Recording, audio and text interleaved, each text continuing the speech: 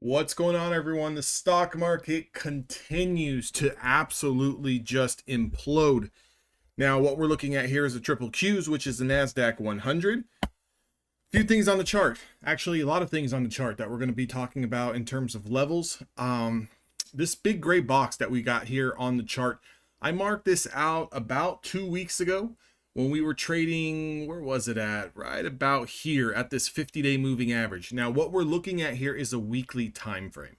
And the reason why I kind of started to mark this out, and I've got these two purple dotted lines here, is because when we were starting to pull back and we were pulling back into this weekly 50 SMA, I was starting to tell myself, well, is this going to be a correction or is this going to be a full-blown bear market? Now, if you're not familiar with the difference, a correction is a sub 10% drop, not 8% drop from highs, 10%, 11%, 12% drop from highs.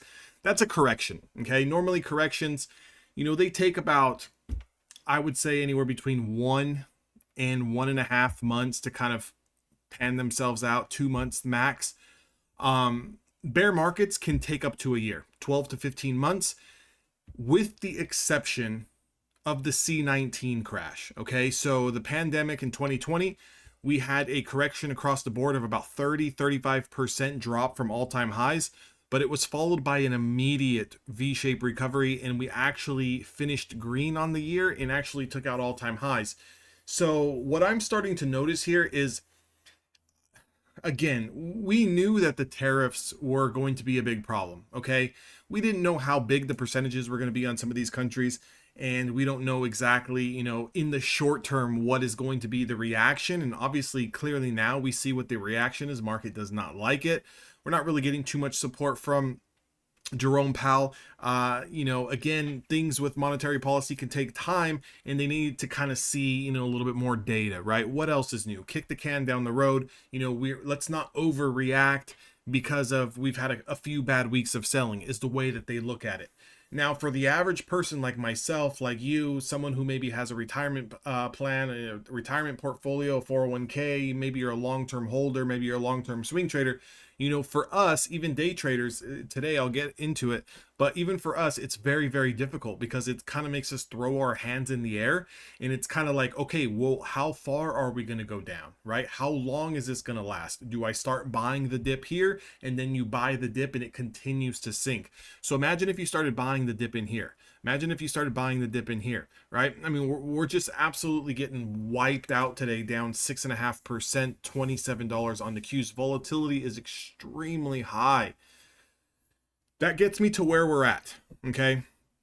We're clearly in a bear market territory now. Okay, we're down about 20% from the all-time highs. So all-time highs here on the triple Qs is $540.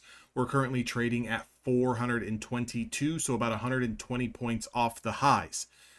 With that being said, this gray box here, I was going all the way back to 2023. We had some resistance here. We had a clear rejection followed by a back test of this rising 50 SMA and this linear regression up channel. And then once we kind of broke through this box, right, you see us back test it once and then boom, we absolutely exploded right here in this area. And this is about mid to, going into the summer months here of 2024, followed by another pullback. And notice where the pullback pulls into the 50 SMA along with the top of this range. So this box here, this whole demand zone is going to sit between 380 and we're going to call it 420. This 40-point range is going to be something that I'm going to look to see if the market comes down and wants to backtest, right? At this point in time, I don't see why we don't get into it. Again, today we lost our 100 simple moving average, so we've got no support. Our next level of support's not all the way until 390. And if we keep selling off 3% down in a day, 4%, 5% down in a day, you're going to see us within a week's time be trading down here at this 200 SMA. Now, maybe at this 200 SMA, this could be the ultimate landing spot. If I kind of zoom out on this chart, it looks really disgusting, right? I mean, this drop is really disgusting. Reminds me a lot of the C19 crash. But we haven't tested this 200-day moving average going all the way back to 2023. That's when we broke out of it. We quickly lost it, reclaimed it, lost it, formed a double bottom back here in the end of 2023. And then once we reclaimed the 200-day moving average, we essentially went on a 2-year bull run. Okay, so 2 years. So if you found it hard to make money in the last 2 years, or you've been holding positions in the last 2 years and you did not make money, there's something that needs to be adjusted with your strategy or your investment plan, because markets have clearly been going straight up for the past 2 years. Now, if you've recently bought in here, right? You bought in towards the end of 2024, sure, you're down. If you started to buy in here, you know, in the summer months of 2024, you're down. If you did buy the dip anywhere in the beginning of 2024, you're about break even at this point in time. So it's starting to get a little bit scary, right? And where's going to be that emotional pain, that emotional threshold? I'm going to say right here at this swing low, going all the way back to April 15th, about a year ago's time now, almost exactly to the day. If we start to take out this level here, and this is going to be below 413, you're going to start to see people throw in the white towel. If you thought this was pretty big, you're going to see an immediate kind of just gasp for air capitulation type candle, where we get another week of just absolute selling driving into this 200-day moving average, and everyone's absolutely fed up. The only silver lining that I see here is because of how fast we're moving down. It reminds me more of a C19 crash versus the bear market that we had in 2022. Now, although we did have big red days in 2022, that process was drawn out over 12 months. We'd go down a little bit, we'd have, you know, a week or 2 week rally, and then we'd find new lows, and then we'd have a 2 or 3 week rally, and then we'd consolidate, and then we'd find new lows. It was a slow process. This drop is like what happened during the pandemic, where it's just back to back to back to back selling. What do I suggest right now? Well, if you're looking to barely start getting short, I'm going to say you're a little bit late to the party. If you want to maybe slide in a little bit of a short position for a day trade to kind of make some quick cash, I would wait for a bounce, you know, and even an intraday bounce, let it bounce into 4 hour supply or 1 hour supply, or even date a previous day's high, and then look for a short position there.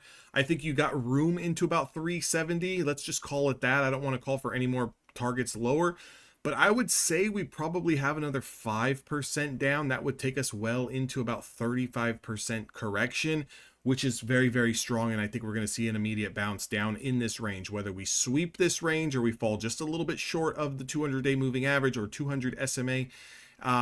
It's going to be probably in this zone. Now, I don't want to talk about it, but if we start to close below this 200-day moving average, okay, this 200 SMA, we're going to have some big problems, and we'll make another video on that as it starts, but that's going to completely flip the entire bias for probably the rest of 2025, if not going into middle 2026.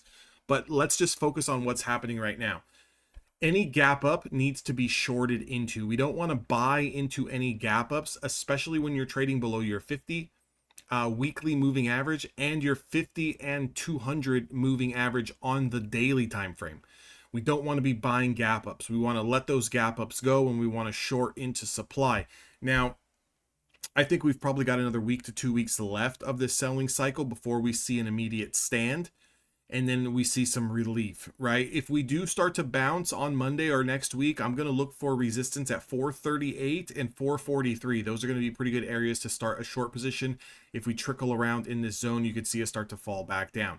If we just confirm this week's lows, it's probably going to be another straight shot down, and I would expect, you know, 390s to get tested, right? So what we did today in terms of volume and in terms of range, I would look for that over the course of next week, and then maybe from there we get some type of settle. Maybe there's some news headline that breaks where there's going to be a little bit of pause. Maybe, you know, the Fed does step in and they you know, cut rates. Ultimately, we know that's what needs to happen. But in order for rates to get cut, in order for things to kind of get reset, they have to break everything down. And even though on a day in and day out basis, it seems like things are broken already, they're truly not. You are still in a 2-year uptrend, guys. So as bad as this is, it just goes to show you how much things were overinflated and they needed a very, very hard reset. So again, you know, if you're looking to be a buyer for long terms, I'm going to wait for this zone. There's a couple of stocks that I have my eyes on. Nvidia, I mean, is down 40%. That's definitely a stock that I want to load the boat on. I want to see if we're going to continue to fall. There's a lot of other really, really good names out there that I'm like to see if we just get a little bit more of a stretch, you know, kind of going into next week in the following week. I don't expect any type of reversal to be trading at all-time highs anytime soon. If anything, we're about 2 months in now. If I look at this weekly chart, 1, 2, 3, 4, 5, 6, 7 weeks. So next week is 8. Technically, this sell-off started about 2 months ago.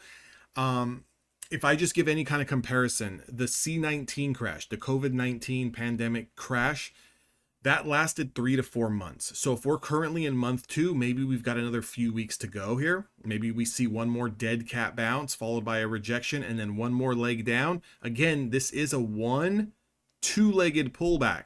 So we might see a little bit of a dead cat bounce, maybe go a little lower, a little bit of a dead cat bounce, and then maybe we see a higher low get put in. Okay, and if we see that higher low get put in, then maybe we start that V-shaped recovery, and that's where you're going to really want to start loading the boat. Ultimately, your absolute max pain for long positions is below 380.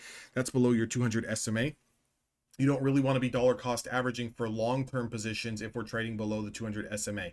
You're going to want to let it reclaim the 200 SMA, and then you're going to want to start those positions. But if we stay above the 200 SMA, maybe we just consolidate here, then that will be a good spot to load. But I'm talking about if we start closing a weekly candlestick below the 200 SMA and we confirm that weekly candlestick below the 200 SMA, that's when you want to just take complete all risk off. Right now, we're already in risk off scenarios, but there is a couple of buy the dip opportunities, and that's going to be somewhere down here when your favorite stocks in tech, you see the triple Qs get down to 390 to 380. Hope you guys enjoyed this video. If you want to join Evolution Traders and get up on your game in terms of day trading, we trade a lot of futures.